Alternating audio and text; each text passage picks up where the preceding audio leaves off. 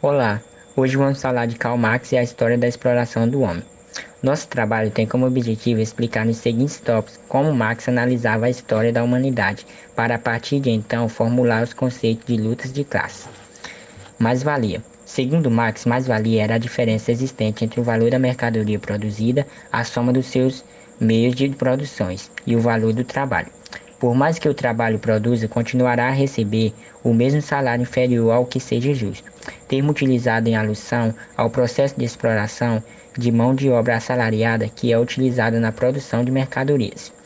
Trata-se também de um processo de extorsão por meio da apropriação do trabalho excedente na produção de produtos com valor de troca.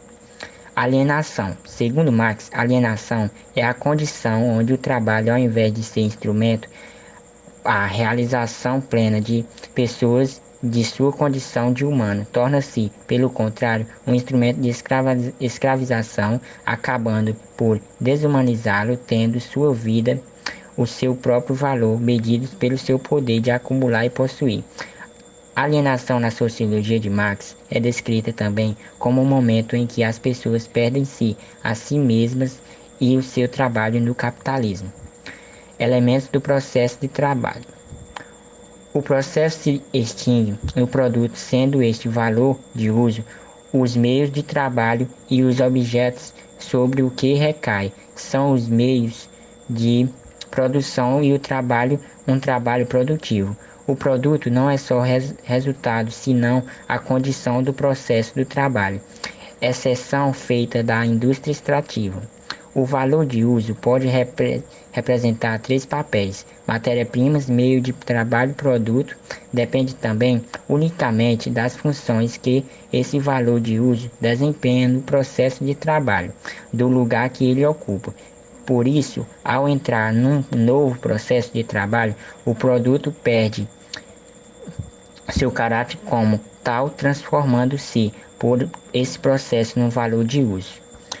Divisão social do trabalho. Para Marx, a divisão social do trabalho é realizada no processo de desenvolvimento da sociedade, ou seja, em todas as sociedades houve divisão nas funções exercidas pelas pessoas. Por exemplo, na agricultura, se dividia em quem cuidava, quem caçava, e na formação das cidades em quem administra,